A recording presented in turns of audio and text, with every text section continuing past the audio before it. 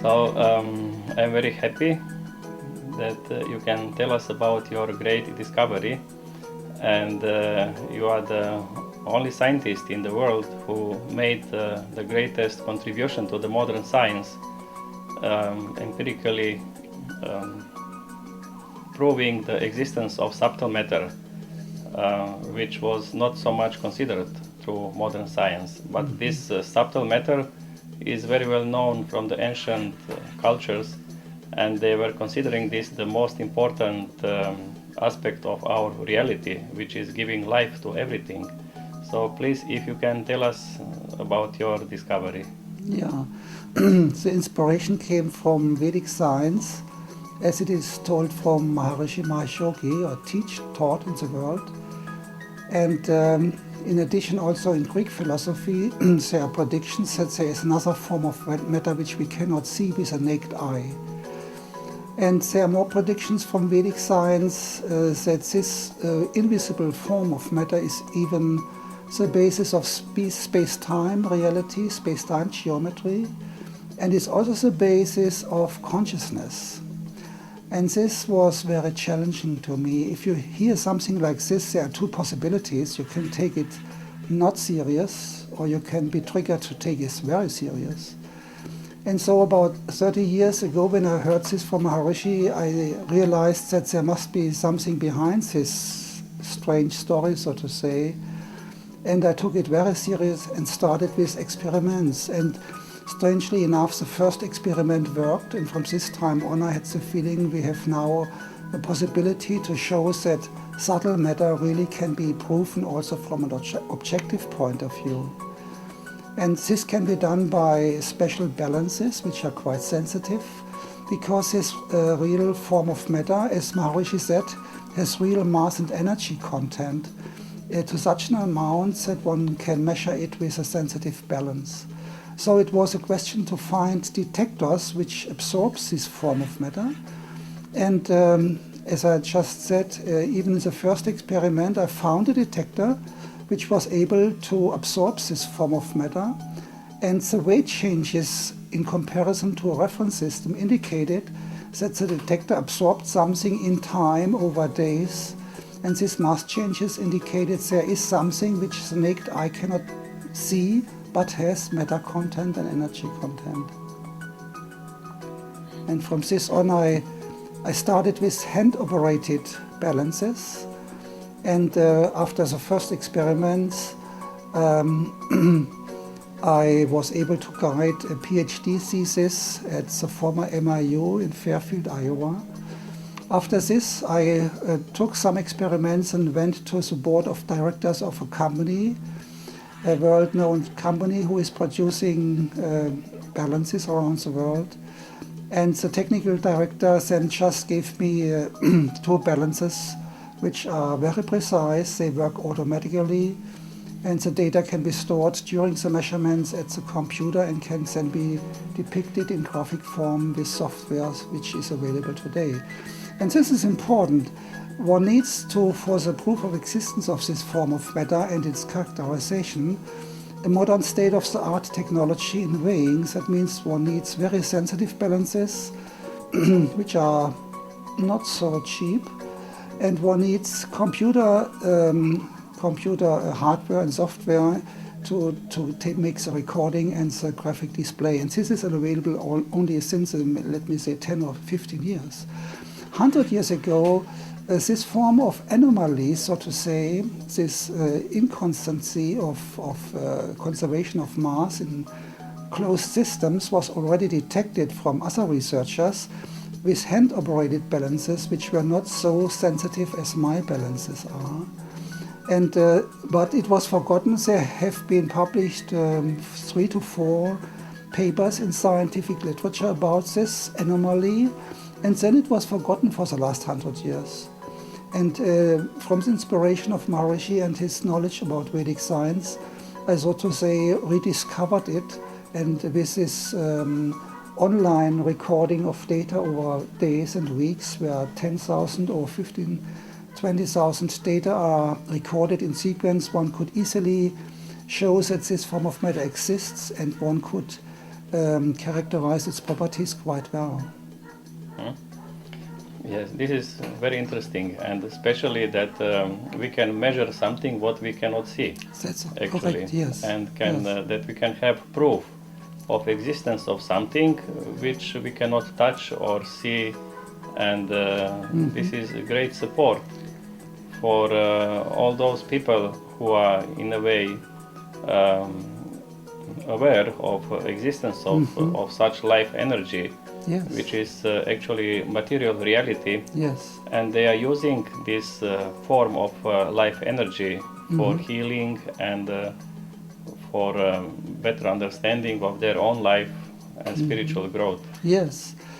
As there have been people around the world since thousands of years who subjectively have experienced the existence of this form, as you said.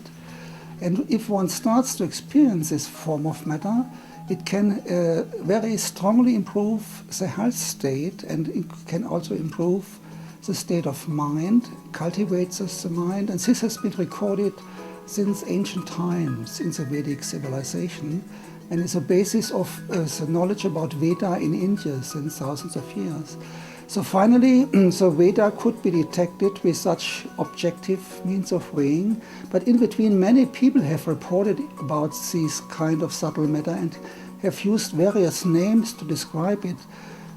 For example, Aristotle called it entelechy, it was called apeiron, it was called homoiomerion from Anaxagoras, it is termed in Kaina chi and psi. In modern times, Tesla discovered it and called it radiations, or it was called Orgon from Wilhelm Reich, or Ode from Freiherr von Reichenbach. And a lot of other names were given also in the US, where a lot of people who discovered it and termed it with special names. There are at least 3 or 4 dozen of names in the scientific literature and in the popular literature, from which one can see that people have detected this.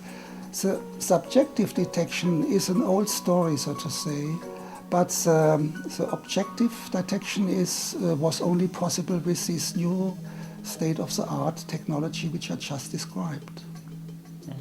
And this is probably changing our view of the nature of our universe, about its origin. Yes. How the universe is created, and so please, if you can tell us something more about the origin of the universe in this context. I mean, it's astonishing that this form of matter shows a quantized behavior. That means this form of matter shows particles which can be detected on the balance, and astonishingly enough, these particles have a mass content which is identical to the Planck mass, which is 21.7 microgram. And with a balance with an accuracy of plus minus 1 microgram, it's easy to detect such particles. And this Planck mass is part of the so-called Planck scale, which is composed out of a Planck mass, a Planck length, and a Planck time. While the Planck mass is the biggest particle, the heaviest particle which we know today, so to say, Planck time and Planck mass are the smallest proportion in time and space, and quantized, so to say, space and time. And in modern times it is thought that the origin of the universe is at the Planck scale. That means 13.6 billion years ago, it is imagined today that the universe started to spring up from a non-visible virtual vacuum ground state at the Planck scale in time and space. So with this detection that the quanta of this form of matter are part of the Planck scale, we are immediately connected to a very basic level in the universe, the origin of the universe. Another point is that with this quanta of subtle matter, we can really extend modern science. We can really construct a space-time geometry based on this form of matter. As was predicted from Maharishi, this was one point of the inspiration. And within this space-time geometry, we can formulate the existence of particles with very regular geometrical structures using Platonic bodies. And from these Platonic bodies, which are higher dimensional background structures of the normal particles which we see in our space, we can even calculate the rest masses of the particles with a precision of 1 to 3% over 7 decades. So it's an astonishing coincidence between the predictions from this extended science, extended with this subtle matter, and the present knowledge about elementary particles from high energy physics. So that means our consciousness, which seems to interact with this form of matter, works at a level of the Planck scale, even today. Even so, our universe has evolved from space-time over such long times. Our consciousness and our existence still is connected to the Planck scale. So we are living in an old universe, but nevertheless, our thinking still functions at a level which is connected to the origin of the universe, strangely enough, so to say. Yes, Maharishi used to say about analogy, that the sap is the basis of the plant. And whether we can apply this analogy also to this, that this subtle matter is the sap of the universe. And like the sap of the plant has all intelligence within itself to structure the all different aspects of manifested plant.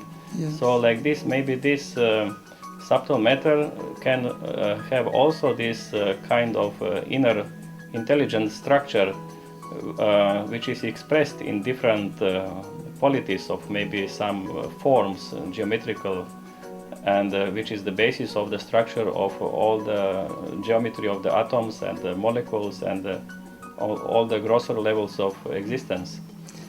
I think this is completely right what you are saying, because this second prediction from Maharishi said this form of matter is, so to say, an elementary form of consciousness. These quanta are small living beings, so to say, with all aspects of consciousness and can associate to form higher forms of consciousness, so that human consciousness and animal consciousness and plant consciousness can result from associations of such quanta to form huge structures of consciousness which have a quite large spatially extension in space and time. But besides this, one can really use these quanta to construct, so to say, an extended science where everything is based, space-time, elementary particles, living beings and other forms in the universe, which are completely springing out from this geometrical associations of subtle matter, so that everything in the universe finally has a living background. Life is then omnipresent in the universe, and it is more or less a wonder that in the waking state of consciousness we see something and believe that it could be dead. In reality, in higher dimensions, everything, every atom in the universe, every so-called dead piece of metal or whatever what we can see, has a living background structure. And again, it is astonishing that with this higher dimensional background structure of elementary particles, we can start to explain anomalies in physics which exists and have so far had no special explanation. For example, the so-called quantum paradox of elementary particles, that a particle can be a small spherical, a small ball, so to say, at microscopic dimensions with special quantum properties, spin, mass and electric charge. It can also have a wave nature. This duality is a part of the so-called quantum paradoxa and is absolutely not understood today, how a particle can be a particle or a wave at the same time. But with this understanding that a particle has a highly geometric background structure of this form of subtle matter, which is a field-like wave structure, but from this field-like wave structure emerges a particle in so-called Zitterbewegungen with the speed of light permanently. Particle really is an androgynous entity with one part appearing in our universe, and this is what we call a particle,